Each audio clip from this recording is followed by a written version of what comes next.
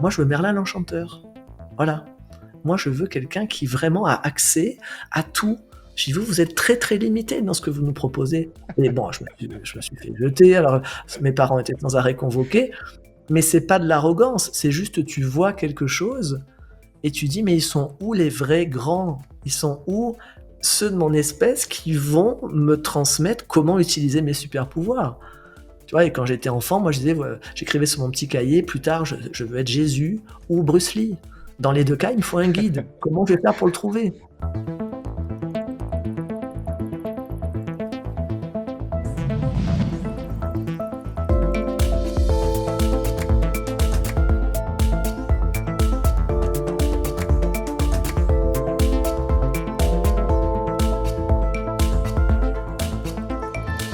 J'avais une pensée pour les gens qui regardent cette chaîne parce que habituellement les thématiques justement qui sont abordées, c'est les étiquettes de spécificité cognitive ou d'orientation bizarre, et donc ce sont des décalés, et généralement ce sont des décalés de naissance. En tout cas, ils ont ce sentiment subjectif là, ils ont ce ressenti là d'avoir été mis de côté par le monde et par le reste de l'humanité. Ce qui fait qu'il y a une construction de la pensée qui est particulière puisqu'elle se fait à la fois dans l'envie de rejoindre le groupe et dans l'aménagement du fait de ne pas y être associé. Donc il y a une espèce de lutte interne dans l'identité qui se construit avec une zone de tension inhérente en fait à cette construction solitaire. Et donc du coup, je me demandais quel conseil toi tu aurais à donner à quelqu'un qui souffre depuis qu'il est arrivé sur cette planète de ce décalage, qu'il l'a vu directement. Quelles sont, selon toi, les pistes qui pourraient être un petit peu des clés pour eux? Bon, la première piste, c'est déjà d'accueillir le décalage, parce que c'est clair que c'est déroutant de vivre ce décalage-là.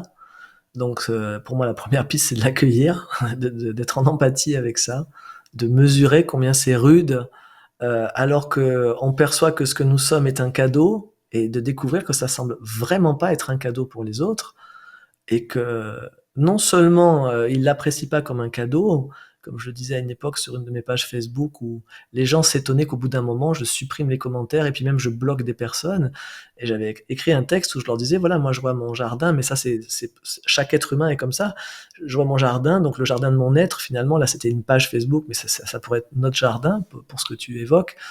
Voilà, mon être est comme un jardin. Alors si vous aimez pas mes fleurs, vous pouvez ne pas les aimer, mais ne venez pas dans mon jardin. Or, ce qui est très douloureux quand on est un certain type de fleurs qui n'existent pas sur cette planète, dont les humains n'ont pas l'habitude, c'est que non seulement ils vont te dire que ils vont pas venir dans ton jardin, mais ça, moi, s'ils venaient pas, il n'y a pas un souci, mais ils vont venir vers toi et chercher à détruire tes fleurs. Donc c'est ça qui est super douloureux, c'est qu'il n'y a pas seulement la notion, à mon sens, que tu évoques de douleur, de non-appartenance, il y a aussi un danger. Si je suis pas comme vous cherchez à un moment donné à me rabaisser, à m'humilier, à me détruire. Alors très souvent, les personnes qui ont des particularismes divers au niveau de leur capacité cognitive ou autre, ben voilà, ils ont des capacités quand même assez sérieuses. Donc ils arrivent à trouver des pirouettes à droite ou à gauche pour pas se faire fracasser par des personnes qui fonctionnent selon des normes.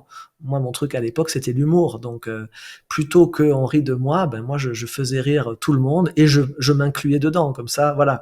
Donc du coup, j'étais le Joker, j'appartenais à aucun groupe dans les classes où j'étais, et en même temps je pouvais circuler dans tous les groupes et j'étais accueilli partout. Donc je crois que toutes les personnes qui ont cette différence-là, qui arrivent avec cette différence, elles ont effectivement cette douleur de voir que premièrement leur super pouvoir n'est pas accueilli, et deuxièmement qu'ils sont potentiellement en danger s'ils restent exactement comment ils sont. Donc ça demande déjà d'être accueilli, vu, reconnu et honoré pour ce que c'est. Et puis ensuite, je me dis qu'est-ce que je dirais si c'était un enfant, quoi, en fait, qui était face à moi. Parce que quand on est adulte, on a déjà eu le temps de se construire. Moi, quand je parle avec des jeunes qui sont comme ça, ce qui est le cas, parce que j'accompagne régulièrement des ados, je les honore, en fait. Je les reconnais, tout simplement. Je leur dis, moi, je te vois, tu vois, comme dans Avatar. Je leur dis, je te vois. Je vois qui tu es, je vois là où tu es, je vois tes capacités. Et ensuite, voilà, je leur donne toujours des images assez simples comme le vilain petit canard, tu vois, ou des histoires comme ça, ou être un zèbre dans une famille de chevaux, quoi. C'est super les canards, c'est super les chevaux, et en même temps, si tu es un cygne dans une famille de canards, tu vas vraiment te pourrir la vie si tu continues à essayer de faire le canard, quoi. Ou si tu es un zèbre dans une famille de chevaux, les chevaux sont des animaux magnifiques, mais si tous les jours on te reproche que tu as des raies sur ton pelage, ça va pas le faire. Donc c'est comment on peut soutenir justement un être qui a un fonctionnement différent, avoir sa différence comme un cadeau pour l'humanité, quand bien même cette humanité n'a peut-être pas encore à cet instant les moyens de le voir.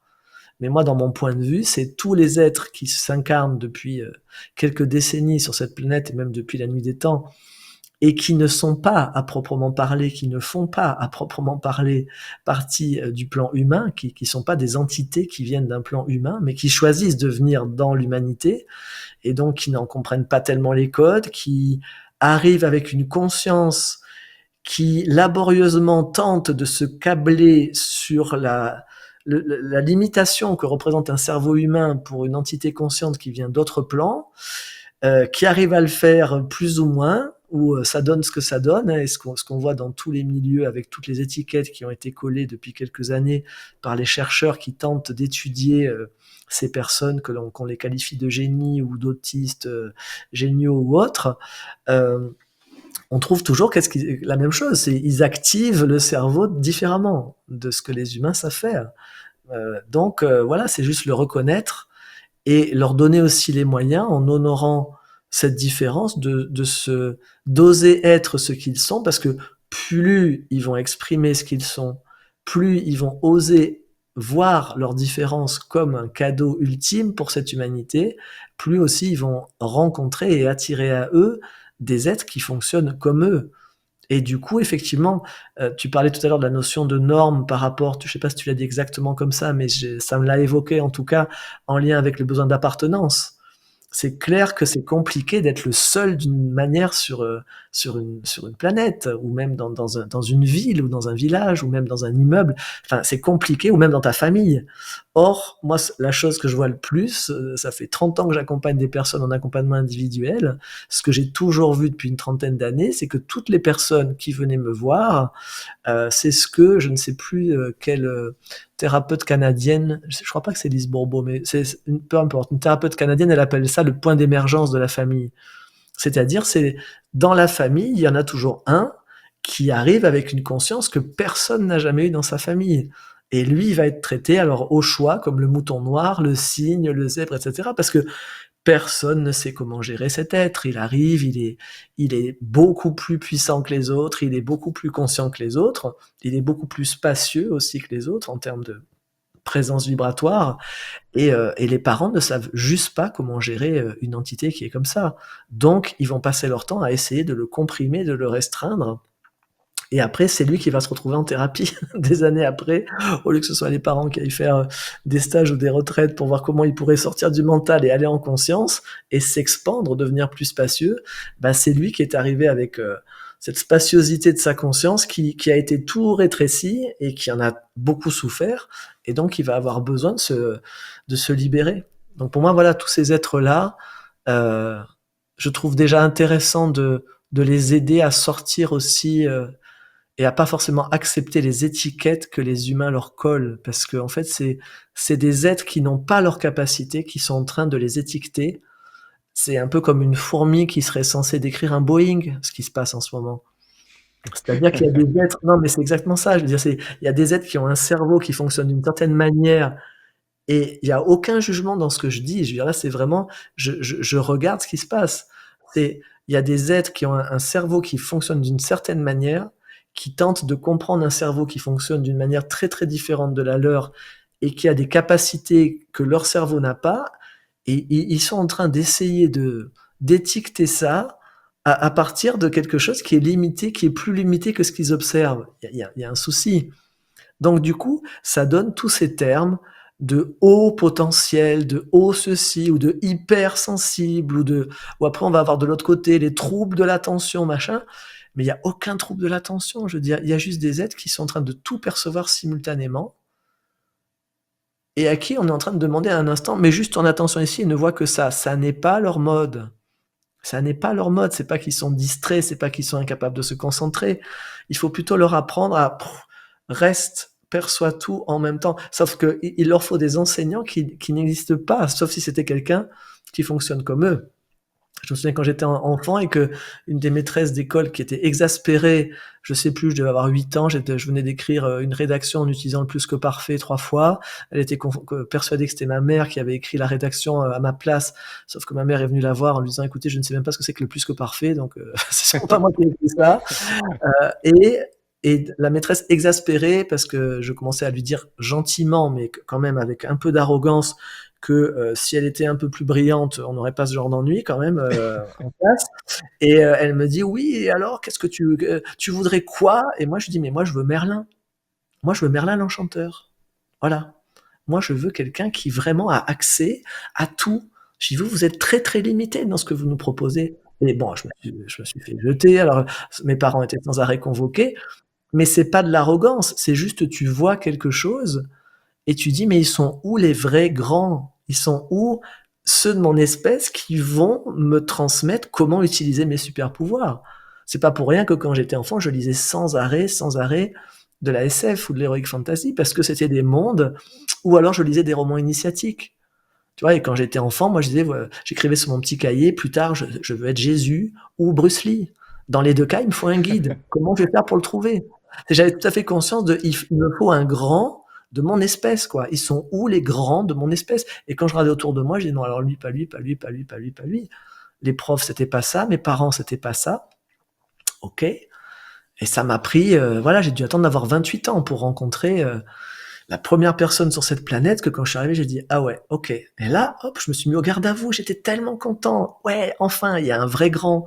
Elle a tout de suite tout vu, elle a tout de suite, et elle savait utiliser tout ça, tous ces pouvoirs-là, d'une manière que moi je savais pas. Et c'est devenu mon premier guide spirituel.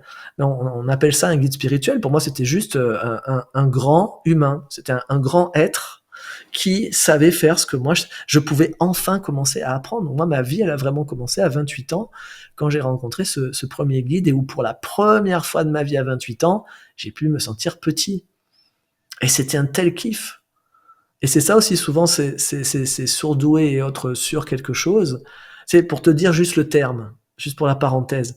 Les humains ont appelé les gens très intelligents les surdoués. Doué, ça vient du breton, ça veut dire Dieu.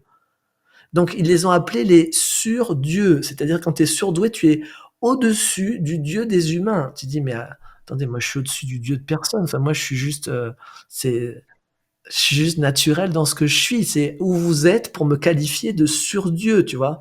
Donc c'est là où je te dis que ceux qui mesurent et qui donnent les étiquettes actuellement sont pas forcément à l'endroit, alors tu te retrouves, on te place comme surdoué, sur ceci, hyper cela, machin, alors que toi, en fait, on croit que tu es arrogant. Moi, c'est ce que toutes mes institutrices m'ont toujours dit ça, mes profs m'ont toujours dit: «Arrêtez votre arrogance, baissez les yeux». Je me suis pris des claques et tout parce que juste je regardais les gens et que je les voyais dans leurs limites, et ils supportaient pas que je les voie dans leurs limites. Moi, je me suis pris des claques et tout à l'époque. C'était pas encore interdit les châtiments corporels. J'avais un prof de maths, il nous faisait mal comme ça, il nous pinçait les oreilles, il te tapait sur les doigts avec une règle. Enfin, c'était des trucs de fou. Et, et tout ça parce que j'étais soi-disant arrogant. Et moi, j'étais pas arrogant, je posais juste des questions. Il m'enseignait une équation du premier degré en maths. Je disais, OK, ça s'applique à quoi? C'est où? C'est comment? À quoi ça sert concrètement? Et le mec m'expliquait pas. Je dis, mais alors attendez, vous avez pas intégré le truc. Si vous savez pas me dire concrètement comment je l'applique immédiatement, il y a un truc que vous avez pas intégré. Bon, je dis, c'est un prof, évidemment, il a pas aimé. Donc tout le monde croyait que j'étais arrogante, et j'ai vu que de nos jours, beaucoup pensent aussi que tous ces hyper, ces ultras, ces sur quelque chose sont arrogants. Mais la réalité que j'ai pu observer, c'est que le kiff total, c'est quand tu peux être petit en réalité.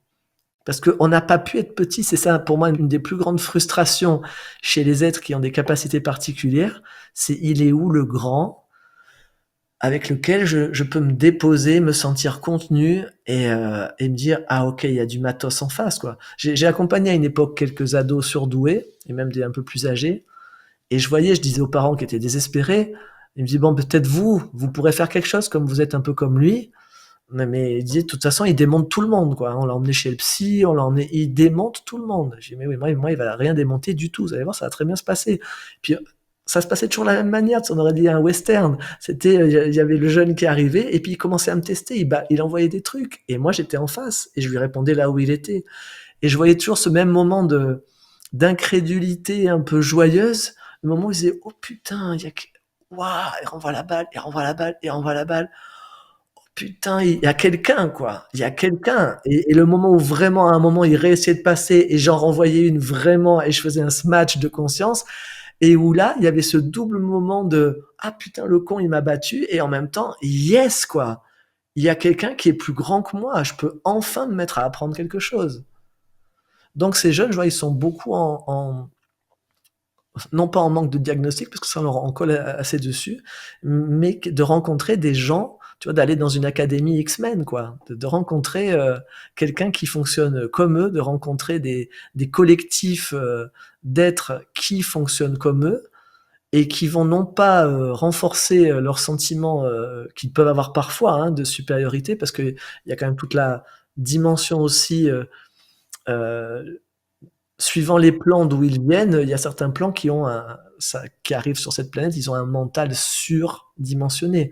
C'est les humains à côté, ces petits joueurs pour le mental. Eux, c'est surmentalisation et il n'y a pas du tout de connexion au corps, et il n'y a pas du tout de connexion au cœur et donc il y a tout ça à ajuster aussi. Hein. Juste parce que là, sinon on pourrait croire que je suis en train de décrire genre une surespèce machin avec les humains qui eux sont le bas de gamme de la conscience, pas du tout. C'est pas du tout ce que je suis en train de dire. Je suis juste en train de dire que c'est des entités qui fonctionnent différemment et qui ont besoin pour pouvoir vraiment pas du tout s'intégrer, au contraire désintégrer toute leur normativité, mais s'épanouir, qui ont besoin pour pouvoir s'épanouir, d'être accompagnés par des personnes qui ont intégré leur humanité avec toutes les capacités des plans d'où ils viennent.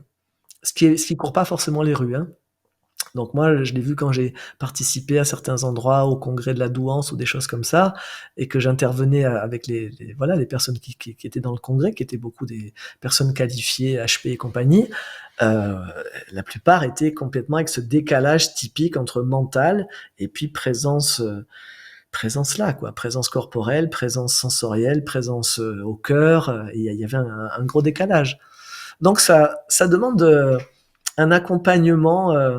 Voilà, moi j'ai un peu le rêve, je crois peut-être d'académies comme ça, comme les académies X-Men dans ces films de science-fiction, où il y a plusieurs anciens quelque part qui sont là et qui ont eux-mêmes fait le chemin en humanité d'aller intégrer tout le bon et tout le beau de ce qu'est l'humanité, toutes les capacités, toute la richesse de ce qu'est l'humain quand il n'est pas normatif, pour l'apporter et permettre que ces êtres qui viennent au service de l'humanité, ben, ils puissent l'être sans que ce soit à leur détriment, sans que ce soit au prix de se néantiser, de se neutraliser dans leur différence parce qu'elle n'est pas reçue comme un cadeau.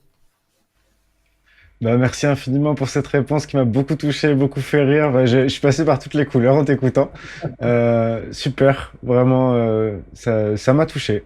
Merci pour ça, vraiment. Et du coup, j'étais avec ce truc-là de me dire, mais en fait aussi, les personnes qui vont fonctionner différemment vont provoquer le principe, la dynamique du bouc émissaire, on pourrait dire ça comme ça.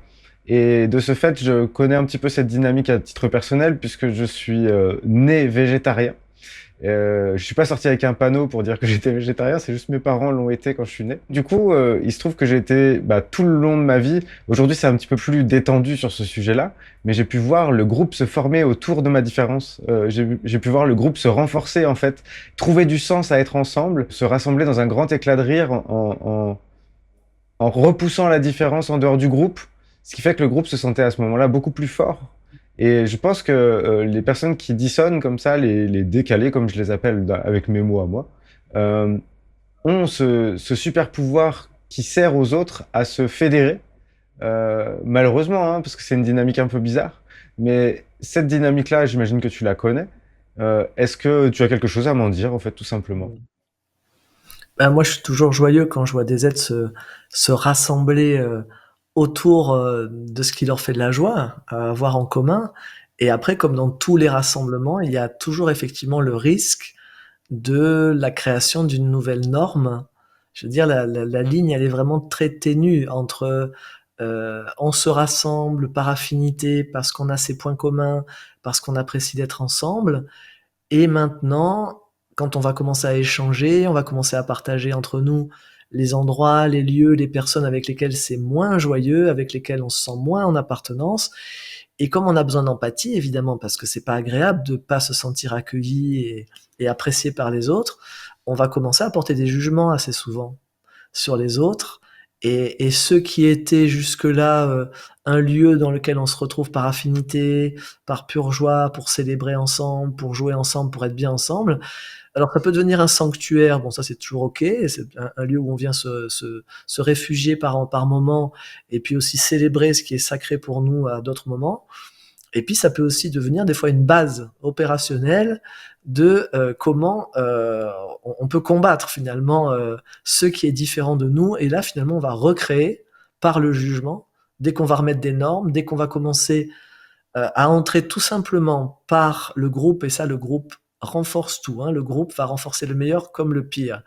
Et souvent, comme on n'a peut-être pas cette conscience-là, on voit pas le moment où on se fait embarquer par l'énergie d'un groupe qui est un amplificateur de tout ce qui se passe, en particulier au niveau émotionnel, et où toujours parce qu'on veut appartenir et qu'on va qu'est-ce que je peux faire de plus pour appartenir encore plus, et on va lancer un truc et encore un truc et encore un truc, et on va se retrouver des fois comme ça à ne pas se rendre compte qu'on est en train de recréer une nouvelle norme et à se donner raison dans le groupe que nous sommes. C'est-à-dire que la joie qu'on a à être ensemble, la célébration qu'on a d'être ensemble, elle peut des fois se transformer en un jugement sur les autres assez rapidement. Et là, du coup, on va recréer ce qu'on est en train de fuir. C'est-à-dire qu'on est en train de se plaindre du fait que les autres sont jugeants, du fait que les autres sont normatifs, du fait que les autres nous excluent.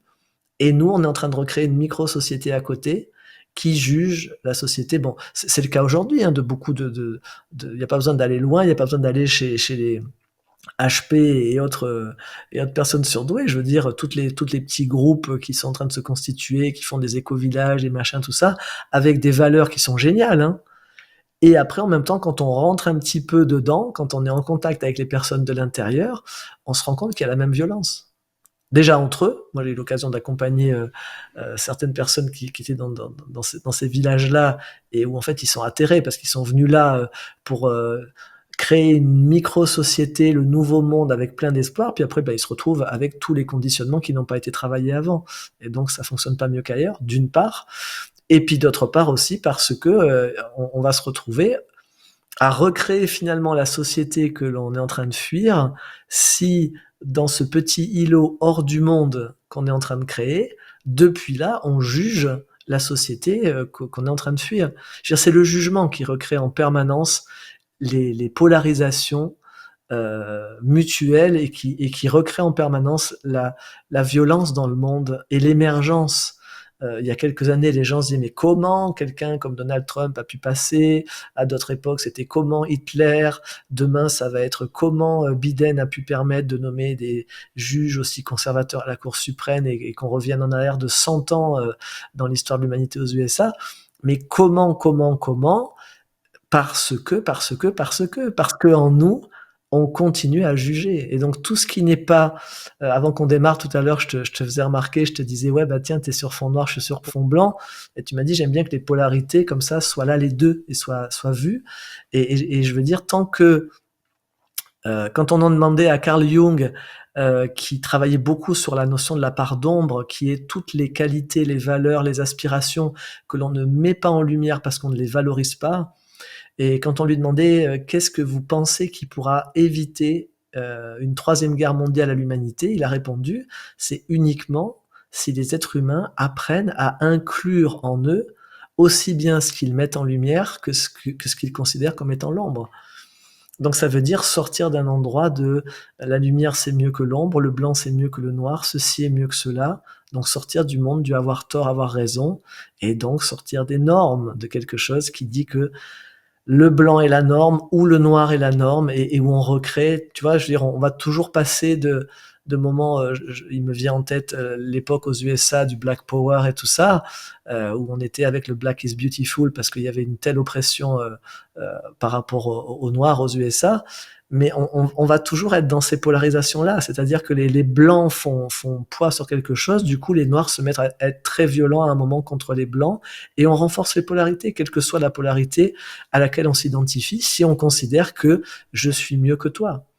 Ce qui veut dire que j'ai posé une nouvelle norme. Donc, tu vois, on tourne autour de cette norme, effectivement, sans arrêt depuis tout à l'heure, parce que pour moi, c'est le point central tant qu'on croit que quelque chose est normal dans cette quête de repères que l'on a.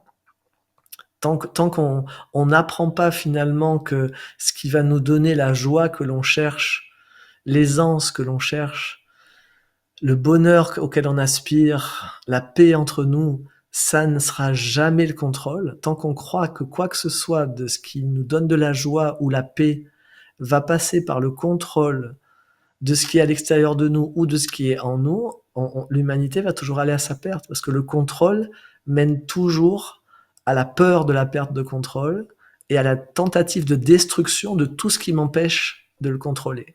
Donc tant qu'on va être sur cette base-là, qui est une base mentale, qui veut contrôler les choses, l'humanité va continuer à faire des cycles de paix et de violence comme elle le fait depuis la nuit des temps.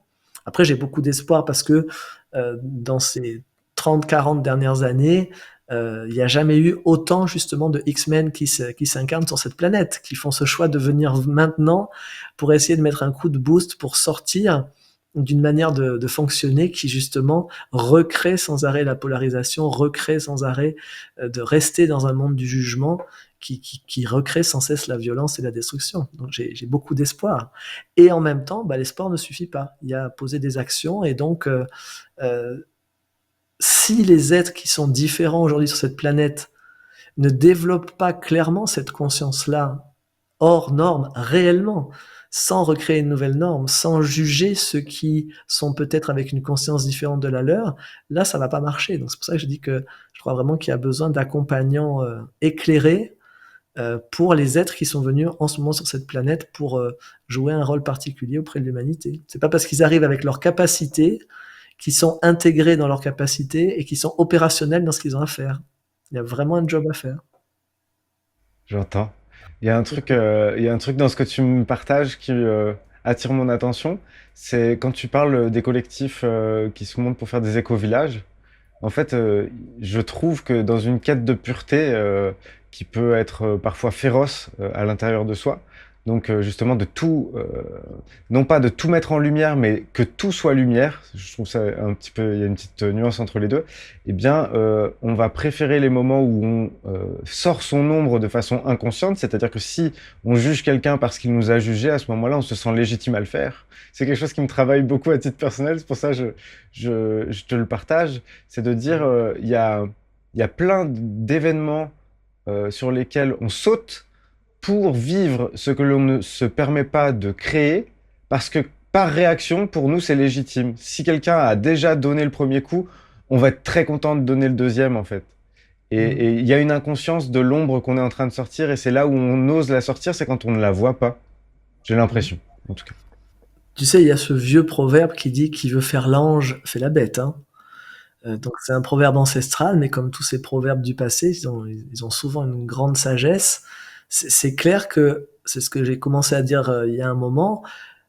Tant que tu crois que la sagesse peut résider dans une des polarités à l'exclusion de l'autre, et dès que tu portes en valeur absolue quelque chose qui est en réalité une valeur relative, tu sais que tu vas toujours effectivement avoir mis à l'ombre quelque chose, et ce que tu mets à l'ombre va toujours ressortir.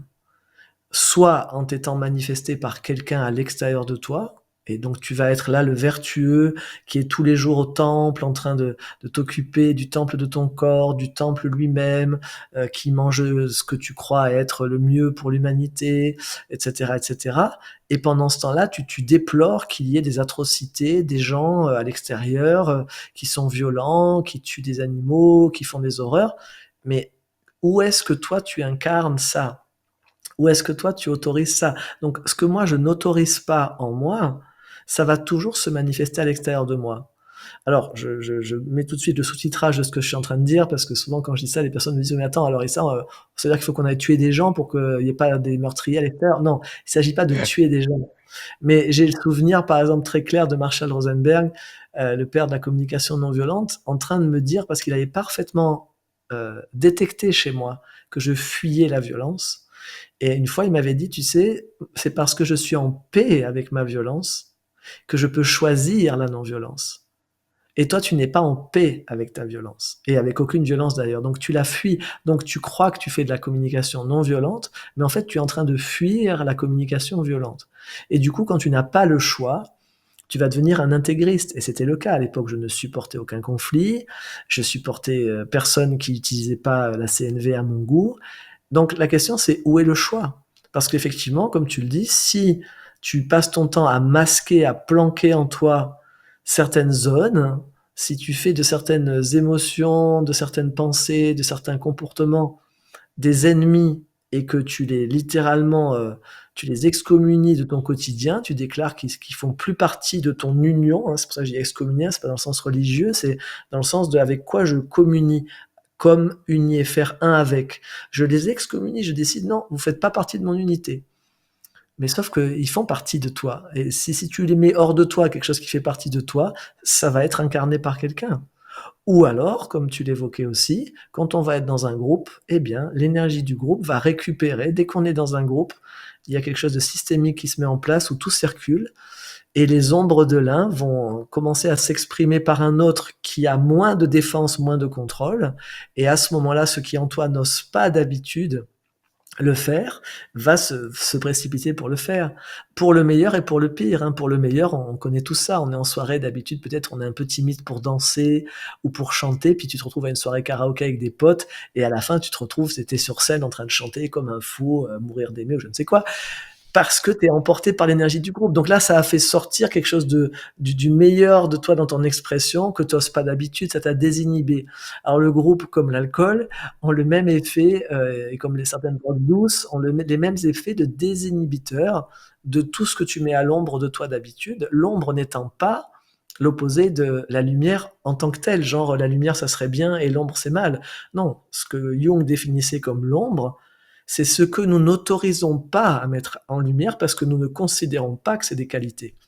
Et tant qu'il y a ça, eh ben on va trouver effectivement. On était parti sur des éco-villages. Moi, j'ai accompagné plusieurs personnes, soit qui en dirigeaient, soit qui en faisaient partie, qui me racontaient des violences invraisemblables qui s'y vivaient. Ou dans les ashrams ou ailleurs d'ailleurs, hein, c'est toujours la même chose. C'est quand tu as un idéal, et en langue phonétique des oiseaux, idéal et multilangue, donc avec al qui veut dire Dieu. Donc l'idéal, c'est l'idée que tu te fais de Dieu. Donc c'est quelle idée ton mental a de ce qu'est la perfection. Il va se faire une idée de ce qu'est la perfection. Et un idéal, donc de fait, n'est jamais quelque chose de réaliste sur cette planète. Donc tu te fais une idée de ce qu'est la perfection, maintenant tu vas essayer d'être ça, et à partir de là, tu as créé la norme ultime. C'est un truc qui n'est pas faisable sur cette planète.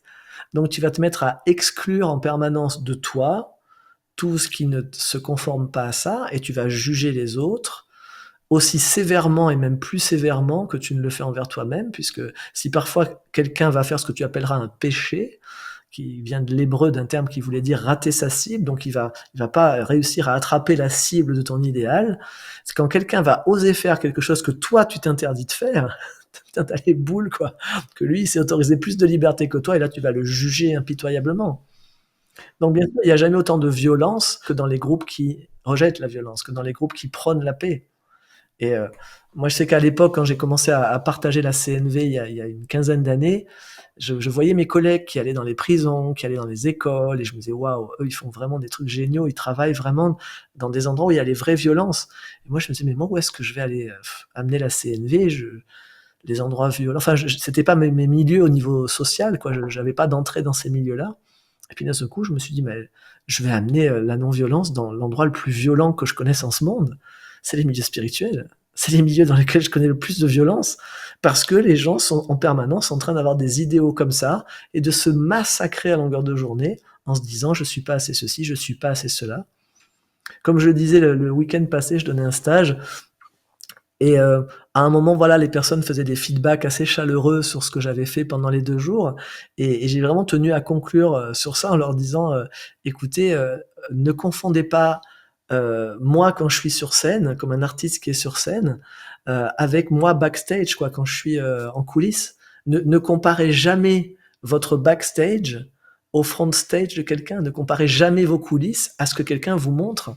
Je veux dire, vous voyez ce que je suis en ce moment, ben ouais, je suis dans des capacités que je peux avoir quand j'ai à être une ressource pour d'autres. Je dis, mais vous me voyez pas quand je suis chez moi, en train de me dire que je suis nul, en train de douter, en train de me dire, mais pourquoi j'ai fait ça? Mais je devrais vraiment arrêter de faire ça. Enfin, vous voyez pas ce qu'il y a derrière. Donc, tous ces endroits-là, dans les milieux spirituels, c'est vraiment renforcé parce qu'il y a toutes ces notions de guide spirituel ou d'éveillé ou d'autres, enfin, de personnes qui semblent très, très inspirantes. Je veux dire, c'est Marshall Rosenberg qui disait: «Si tu veux te pourrir la vie, je t'invite à comparer ce que tu avais fait dans ta vie à l'âge de 4 ans à ce qu'a fait Mozart et et puis tu peux continuer comme ça». Enfin, vraiment, si tu veux, continue à te comparer à des gens dont tu vois quelque chose, mais dont tu vois pas forcément ce qu'il y a en coulisses, quoi. Et je vois que dans les milieux spirituels, moi je l'ai fait moi-même évidemment. Après je me suis donné la chance quand même, l'opportunité de prendre pour guide spirituel des personnes qui montraient leurs coulisses et qui ne permettaient pas aux personnes avec lesquelles ils travaillaient de les idolâtrer, de les idéaliser, mais qui te ramenaient tout le temps à la réalité. Mais sinon oui, c'est terrible. Qu'on prenne n'importe qui comme, inspiration, le le le passage entre l'inspiration, par rapport à quelqu'un et la comparaison dans laquelle tu te massacres, c'est très ténu aussi comme limite entre les 2. Ouais. Ouais, ouais, j'entends ça. Et c'est très joyeux pour moi qu'on aille dans cet endroit-là. Pour moi, ça invite à avoir de la douceur, envers soi, à se dire, voilà, on parlait de relativiser tout à l'heure, oui, parce que là, sinon on va se remettre dans une boucle d'exigence envers soi, de je devrais être capable de savoir à l'avance ce que je vais découvrir par mon expérience dans 6 mois. Mais c'est parce que, tu vois, je veux dire, moi, de tout mon cœur, je peux dire: «Ouais, je veux m'engager à faire ça» et puis dans l'instant, j'y crois à fond et toi, tu viens avec moi à partir de cet élan que tu sens chez moi et puis on se retrouve dans 6 mois, puis moi, j'ai complètement changé dans 6 mois et j'étais vraiment honnête 6 mois plus tôt. J'étais vraiment authentique, j'étais vraiment de tout mon cœur, mais 6 mois plus tard, maintenant, ça me parle plus et puis toi, tu vas me dire: «Ouais, tu romps tes engagements, on peut pas tu pas fiable, on a» et moi, je vais juste dire: «Écoute, je suis désolé, je suis vivant, quoi. Je vais pas, voilà, s'il y a quelque chose qui peut pour toi dédommager par rapport, à ce que toi tu as investi de ton côté, bah, je veux bien regarder, mais moi de mon côté, je vais pas me contraindre, finalement à faire quelque chose qui me fait plus du tout de joie», tu vois? Donc voilà, c'est toutes ces zones dans lesquelles pour moi c'est les cousins de la norme, tu vois? Les engagements, les choses comme ça, c'est toutes les choses dans lesquelles on est toujours en train de fixer et figer le mouvement du vivant.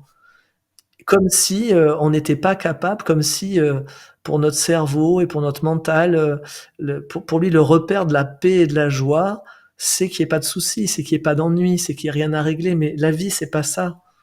Je veux dire, moi, mon guide, un de mes guides spirituels actuels qui s'appelle David Sucy, il a une expression où il dit: «Le paradis est en chantier». Donc j'aime bien cette expression, tu vois? Ça casse l'image de le paradis, ce truc tout fait, tout fini, où tout est parfait. Non, il dit: «Le paradis est en chantier, c'est ici, c'est maintenant et on est en train de le bâtir et donc on a de la terre plein les mains, plein les bottes, on n'est pas propre, bon des fois oui, des fois on va prendre une douche et puis on prend un repas entre potes et puis on est content de célébrer, la construction du paradis, mais je veux dire, c'est si on veut parler d'une norme, la seule norme qu'on aurait à mettre en place, c'est que c'est normal quand c'est le bordel.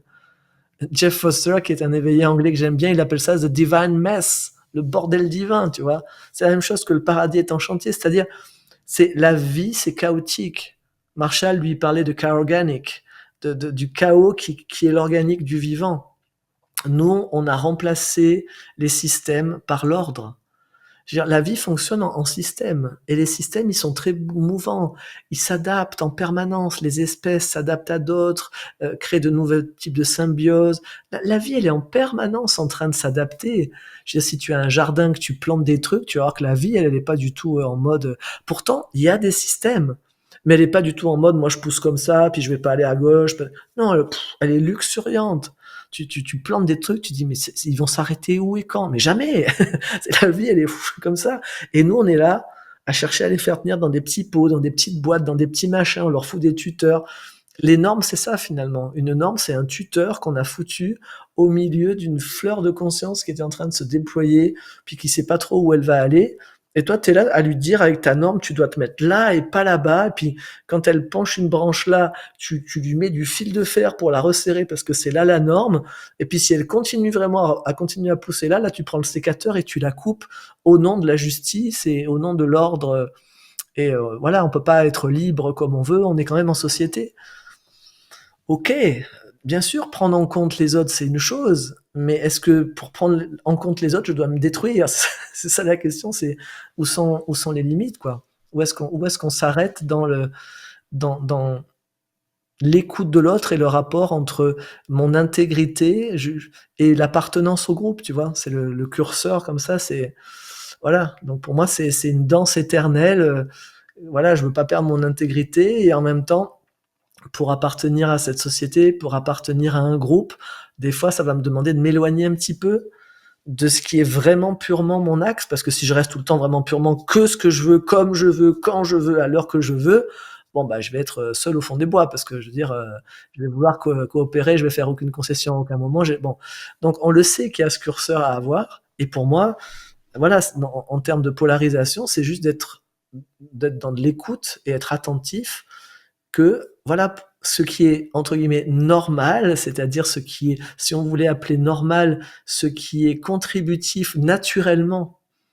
Ouais, je crois qu'on devrait tout simplement sans doute un jour arriver à remplacer, à effacer normes et normativité par ce qui est au service de la nature en fait, de la nature telle qu'on la conçoit et de la nature humaine, sauf que nous, la plupart du temps, on s'est exclu de la nature, hein, les humains.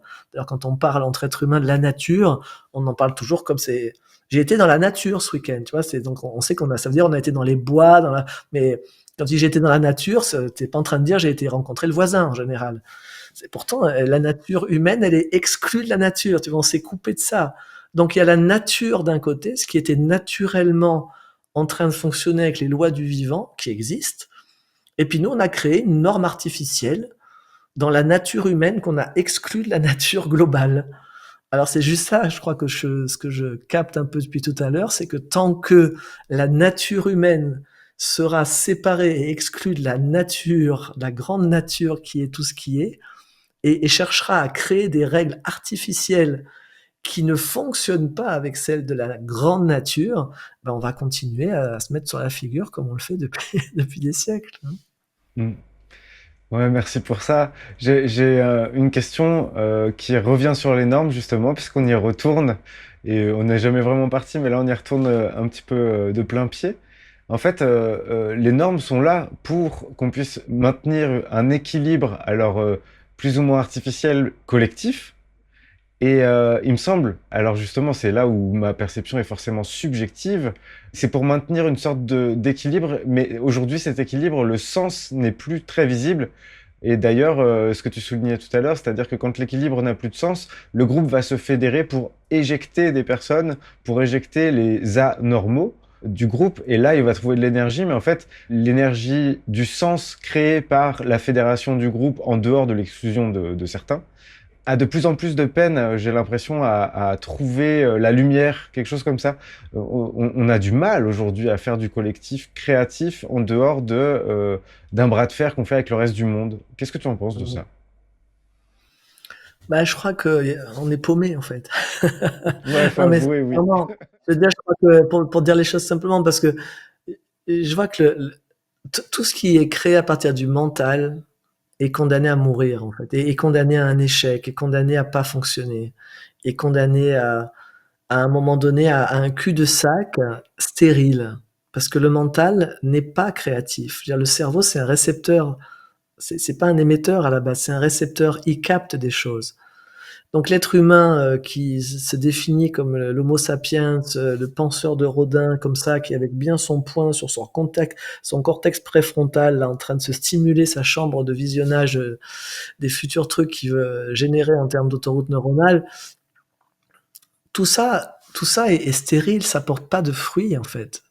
Donc ce dont tu es en train de parler, c'est Comment à un moment on arrive à se mordre la queue alors qu'on est en train d'essayer pourtant de créer un futur durable, pérenne, tout ça et ça fonctionne quand même pas en réalité. Comment on peut, se retirer du monde ou comme disait saint Paul, être dans le monde sans avoir l'esprit du monde, sans entrer dans l'exclusion et le jugement du monde dont on est en train de s'extraire. Et pour moi, ça veut dire que je vois que pour beaucoup, il y a des solutions qui sont cherchées d'abord, par l'action dans la matière, avant de regarder, où est-ce qu'on transforme en nous le monde en royaume. Où est-ce qu'on transforme le monde, du mental en royaume de la conscience. Parce que moi, c'est ce que j'ai observé dans toutes les traditions dans lesquelles j'ai pu aller depuis 40 ans.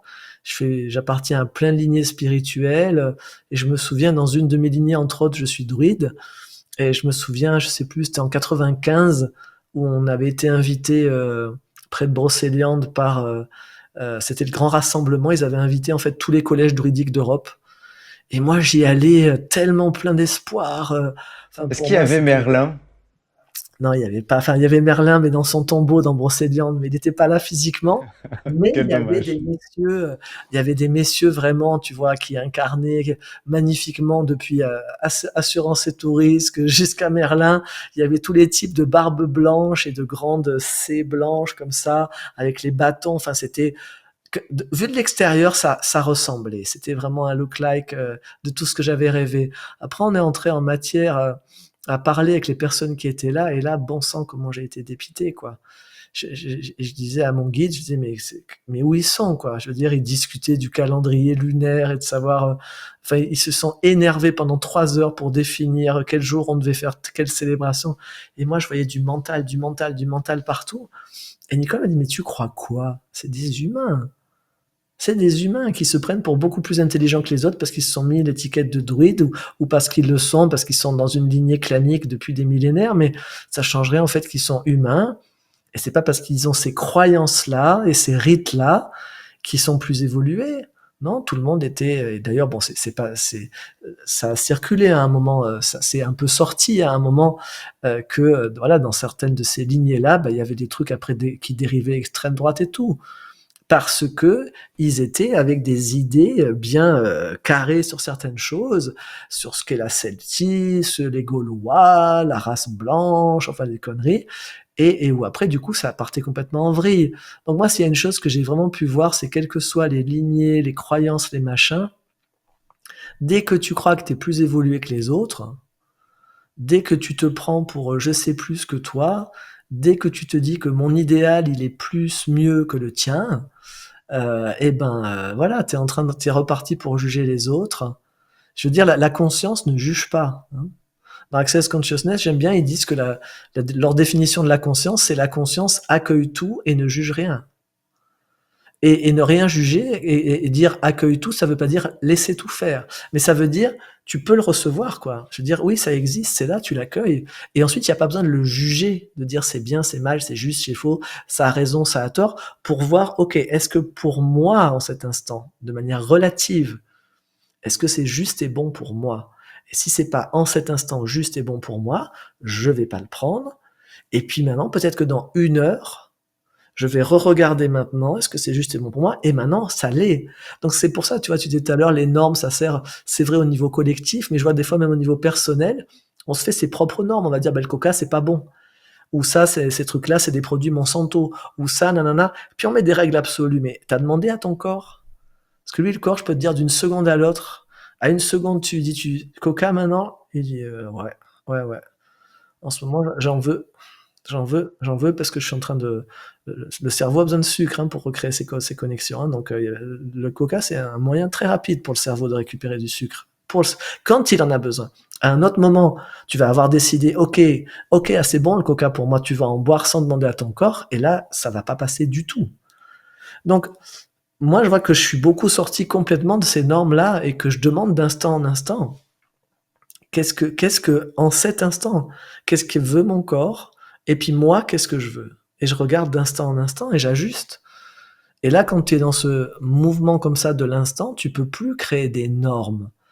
Tu peux avoir, si on parle au niveau collectif, des conventions. tu peux dire: «OK, voilà, on prend comme convention pour cette semaine, voilà comment on fonctionnerait». Puis on va décider au début de la semaine, voilà, tiens, on fonctionne comme ça. Alors pour les lessives, s'il y a une buanderie collective, on décide pour cette semaine qu'on fait le planning et puis chacun s'inscrit un jour à l'avance. Ça va, tout le monde? Objection, bonification, OK, tac, tac, tac, OK, on fait comme ça pour cette semaine. La semaine suivante, on vérifie, c'est comment? Est-ce qu'on bonifie? Est-ce qu'on conserve? Est-ce qu'on change? Alors bien sûr, tout le monde dit tout de suite: «Oui, mais attends, ça prend un temps fou de faire ça». Et de toute façon, est-ce qu'on a mieux à faire? Quand on prend pas le temps de fonctionner avec le vivant et qu'on le rigidifie, ensuite ça donne des catastrophes. Je veux dire, là, j'étais en train de dire dans les journaux que, ils sont en train de voter des réarmements massifs. Le projet de l'Europe, là, c'est que l'Allemagne devienne le pays le plus militarisé, de cette zone de la planète parce que, ben, elle fait tampon avec la Russie. Donc tu dis: «Mais quand même, quand tu regardes tout ça, tu dis: "Attends, mais c'est un sketch, quoi. Vous plaisantez ou quoi?"» Il y a eu 2 ans de Covid et là, maintenant, vous êtes repartis en guerre froide à l'Est et à l'Ouest, aux USA, ils sont partis en mode puritain où d'ici 15 jours, tu peux être arrêté si tu es homosexuel aux USA et les femmes ont plus le droit d'avorter. Mais on est où là? C'est what's the bu où il est où le bug? Mais le bug, il est qu'on continue en nous à interdire des trucs. On continue à pas s'autoriser et je me rends compte que j'avais pas fini tout à l'heure d'ailleurs en racontant l'anecdote de Marshall sur la violence, hein, sur, ne accueillir la violence en soi. Ça ne veut pas dire, qu'on va tuer quelqu'un, non, mais ça veut dire: «Est-ce que je suis prêt à rester un moment en accueillant l'intensité de ma colère, par exemple. À rester avec, pas à la balayer en disant non, je ne dois pas être en colère car la colère peut mener à la violence. Je ne veux pas être en colère car je fais de la CNV. Je sais que la colère est générée par une pensée du type il faut, je dois, ou il ne faut pas, je ne dois pas. Et donc je vais tout de suite aller chercher mon besoin et dégager la colère. Est-ce que je peux, pour un instant, être foudrage? Me laisser être foudrage, pas face à quelqu'un, hein, mais moi, me laisser traverser par cette intensité. Parce que c'est aussi simple que ça. Ce par quoi je ne peux pas me laisser traverser, ce que je ne peux pas vivre moi ici dans mon corps, ça va être vécu à l'extérieur. Mon guide me disait il y a 30 ans, à l'époque, il y avait je sais plus quoi, mais il y avait eu le genre de choses qu'il y a régulièrement aux USA où quelqu'un prend un fusil et tue 20 enfants. Il y avait eu un truc comme ça en France à l'époque. Et je lui disais, moi à l'époque je comprenais pas, j'étais voilà, j'étais petit. Je me dis: «C'est quoi? Comment ça se fait? Il y a quelqu'un, comment tu peux tuer des enfants?» Mais elle me dit: «Mais lui il a rien tué». Elle me dit: «C'est toi qui les as tués». Je dis: «Pardon?» J'ai dit: «Non mais moi j'ai tué personne». Elle me dit: «Si». Elle me dit: «Quand est-ce que tu t'autorises à être violent?» Mais je dis: «Mais moi je suis pas violent». Moi à l'époque, c'était avant que je reprenne le karaté full contact, donc j'avais peur de la violence et je m'interdisais toute violence. Elle m'a dit: «Donc c'est bien ce que je dis. Toi, tu ne veux pas la violence. Donc toi, tu expulses en permanence tout ce qui te traverse, qui pourrait être intense et que tu qualifies de violent, tu l'expulses en permanence de ton corps physique, tu l'expulses même de ton corps énergétique et tu le balances après au niveau de ton corps astral et là, ça part dans le corps astral de l'humanité. Et là, à un moment, il y a quelqu'un qui, lui, il est sur la fréquence de la violence et lui, il a une trame vibratoire un peu plus ouverte que les autres et lui, il va faire paratonnerre, il va capter toute cette violence que personne ne veut et ça va l'envahir, il est comme possédé, mais c'est la tienne de violence qui le possède. C'est pas que cet être est plus violent que toi. Je me souviens, ça m'avait mais atterré, je m'étais dit: «Mon Dieu, elle a raison». Et donc le lendemain, je m'étais inscrit à un cours de karaté Kyokushinkai, qui est du karaté full contact et j'en ai fait pendant 4 ans. Voilà, j'ai été faire des combats et tout, je m'en suis pris plein la figure jusqu'à ce que je puisse à la fois vivre moi d'être, dans des explosions comme ça d'intensité et aussi de me prendre, des coups, sans fuir en permanence parce que du coup à l'époque, j'osais même pas dire non en fait, tellement je fuyais toute forme de violence. Bah, dire non et prendre le risque que l'autre m'en veuille ou peut-être fasse quelque chose si je disais non, j'osais même pas. Donc on a vraiment une responsabilité profonde, dans transformer, la société. Ça commence par, est-ce que moi j'accepte que dans la forme que je suis, je puisse être traversé par tout ce qui me traverse, sans dire que, voilà, certaines sensations, certaines émotions, certaines pensées certains types d'énergie ne sont pas les bienvenus. Ce qui veut pas dire leur, faire open bar et leur dire qu'elles peuvent passer leur vie chez moi, hein. Mais est-ce que je peux être traversé par ça? Ou est-ce que c'est interdit? Tu vois, dans la tradition, On dit que dans la Jérusalem céleste, Yerushalayim, ça veut dire la cité de la paix, on dit dans la Bible qu'il y a les 12 portes de la Jérusalem céleste. Et ces 12 portes, en fait, initiatiquement, c'est représenté par les 12 pétales du chakra du cœur. Et 12, dans toutes les traditions, ça a toujours été la matrice, du comment on passe de la dualité à l'unité, ce 12. Donc, c'est comment en nous, on peut, comme ça, laisser entrer, par n'importe quelle porte, tout ce qui est là, puisque pour l'humain, le 12, c'est la matrice qui veut dire tout pour lui. C'est pour ça qu'il y a les 12 apôtres, les 12 chevaliers, la quête du Graal, enfin, c'est toujours cette matrice du 12. Les 12 mois de l'année, on est sur une matrice de 12 chez les humains. C'est est-ce que je peux laisser rentrer par n'importe quelle porte de mon être tout ce qui survient et le laisser ressortir. Il ne s'agit pas on va pas lui donner droit de cité, on va pas rester dans la violence, on va pas, si c'est pas dans nos valeurs, si on n'a pas de joie à donner un permis de séjour, un permis d'établissement ad vitam aeternam à telle ou telle émotion, valeur ou pensée, on va pas le faire. Mais il y a une différence entre ne pas lui donner un droit de cité à vie et l'exclure de ma cité, l'ostraciser, le rejeter comme ça.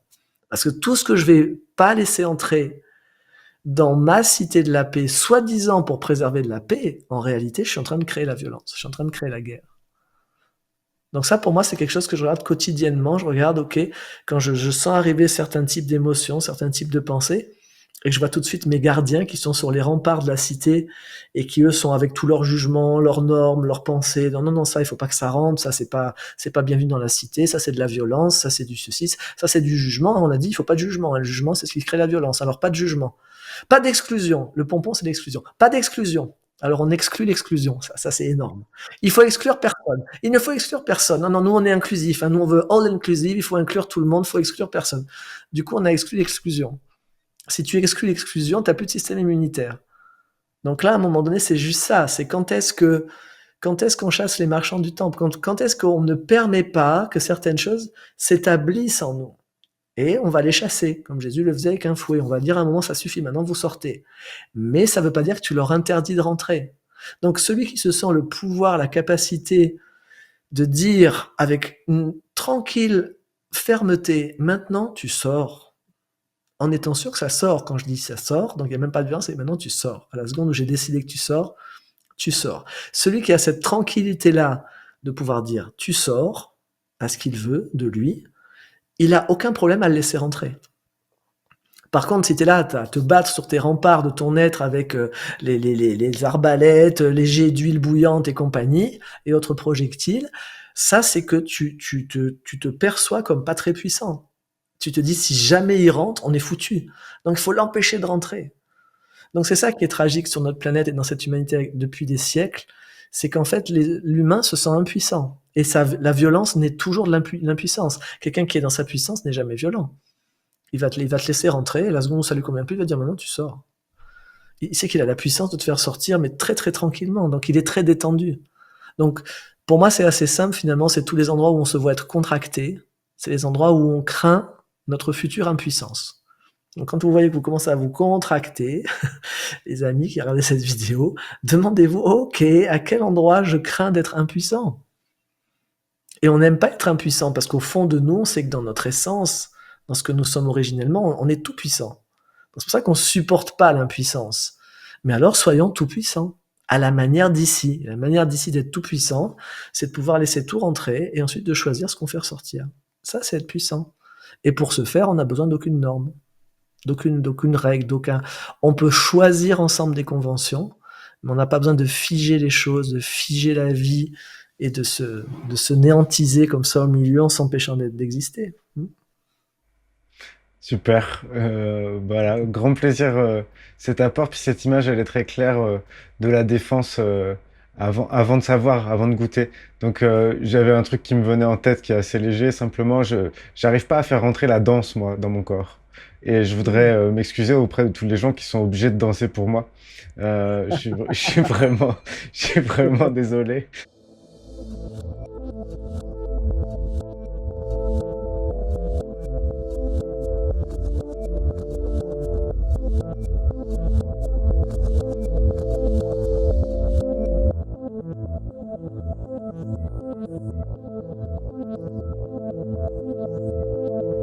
C'est la fin de cette partie, n'hésite pas à aller visiter la chaîne pour voir les autres interviews et la suite de celle-ci, c'est là.